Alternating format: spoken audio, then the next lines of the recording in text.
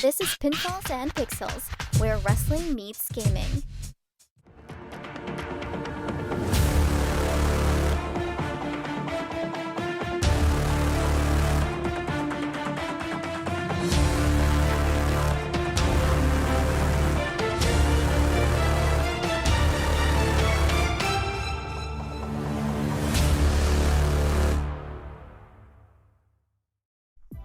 Picture this, a championship that defied tradition, showcasing speed, skill, and innovation in a way the wrestling world had never seen before.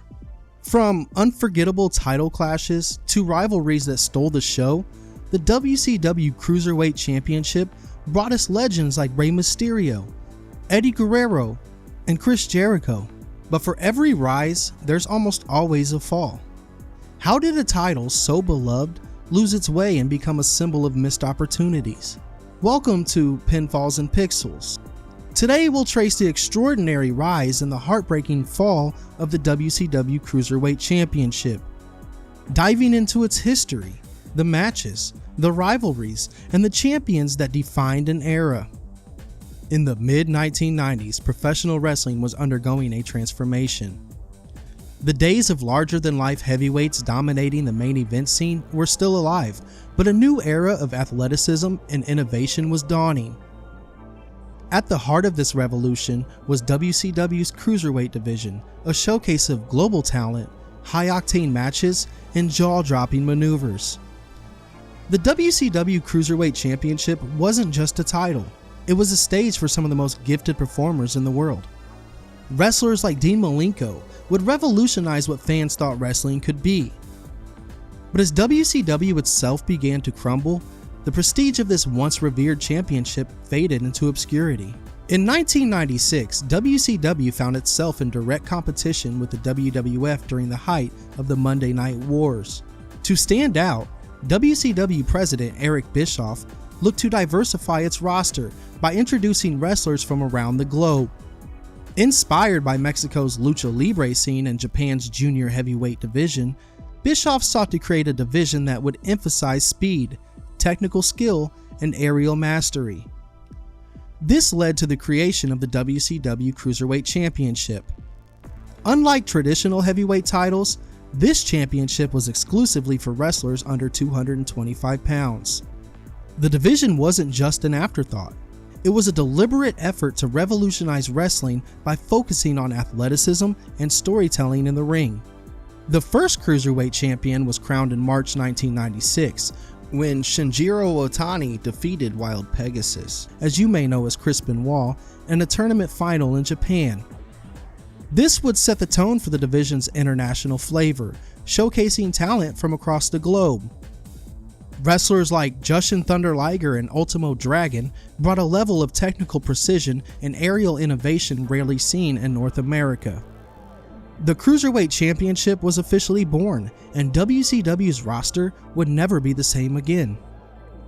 By mid-1996, the Cruiserweight division became a major feature of WCW programming, especially on Monday Night Nitro.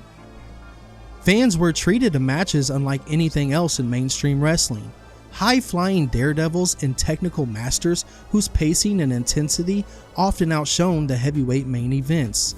Rey Mysterio Jr. emerged as one of the division's breakout stars. His debut match against Dean Malenko in July of 1996 introduced American audiences to a new kind of wrestler, one who defied gravity and expectations. When Rey won the Cruiserweight Championship for the first time by defeating Malenko, it marked a turning point for the division. Rey's electrifying style, paired with his rivalries against Juventud Guerrera and Eddie Guerrero, brought the title to new heights. One of the most iconic title changes came at Halloween Havoc 1997, when Rey Mysterio defeated Eddie Guerrero in a title versus mask match. Not only did this solidify Rey as one of the greatest cruiserweights of all time, but it also became an instant classic, with fans still hailing it as one of the best wrestling matches in history. Dean Malenko, known as the Man of 1,000 Holds, also had multiple reigns as Cruiserweight champion, and his calculated technical style added a unique dimension to the division.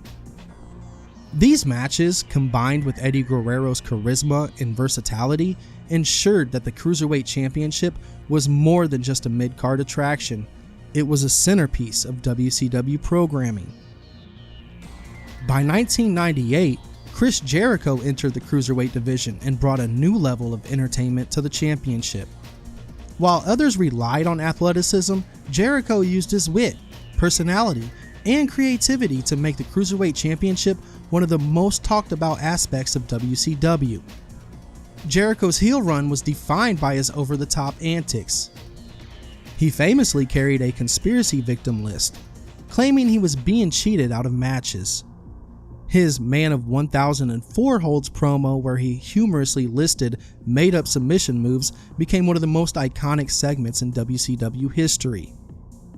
One of Jericho's most memorable title victories occurred at Super Brawl, where he defeated Juventud Guerrero in a match that forced him to unmask. This moment was symbolic in Lucha Libre culture and cemented Jericho's status as the ultimate heel in the division. Jericho also had an unforgettable feud with Dean Malenko. After months of mockery and mind games, Malenko finally got his revenge at Slamboree in 1998, winning a battle royal under disguise and then defeating Jericho in a post-match bout to capture the title. This dramatic championship change remains one of the division's most celebrated moments. By the late 1990s, a new wave of talent began to take over the Cruiserweight division. Wrestlers like Billy Kidman, Chavo Guerrero Jr., and Psychosis brought fresh energy to the championship scene. Billy Kidman's first Cruiserweight Championship win in September of 1998 marked the arrival of the new star. Kidman's rivalries, especially with Guerrero and Rey Mysterio Jr., continued to elevate the division during a time when WCW's booking was becoming increasingly erratic. Chavo Guerrero Jr., armed with his comedic Pepe the Hobby Horse gimmick, added an entertaining layer to the division while still delivering exceptional matches. Meanwhile, Psychosis and others kept the division fresh and exciting despite WCW's growing instability.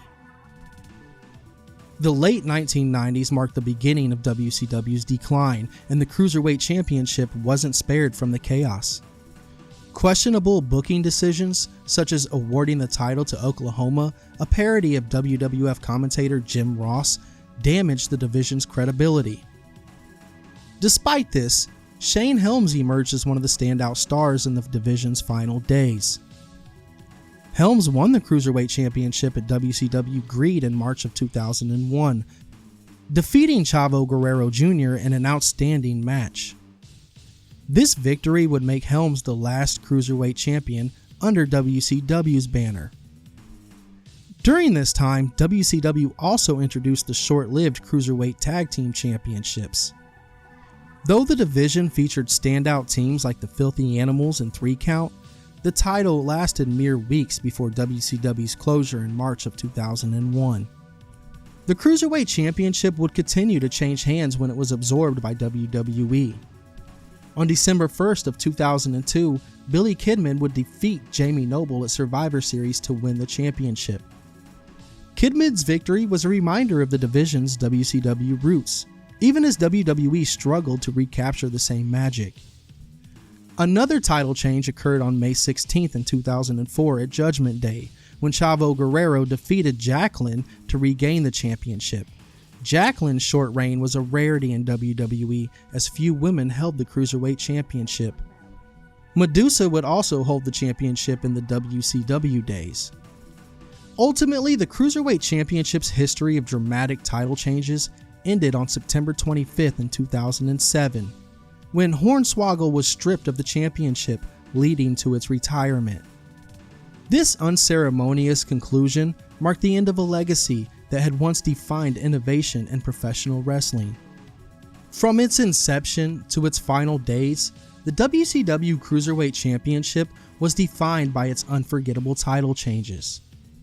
These moments, whether groundbreaking, controversial, or inspiring, helped solidify the championship's place in wrestling history. These title changes weren't just about crowning new champions, they were about creating moments that fans would remember forever.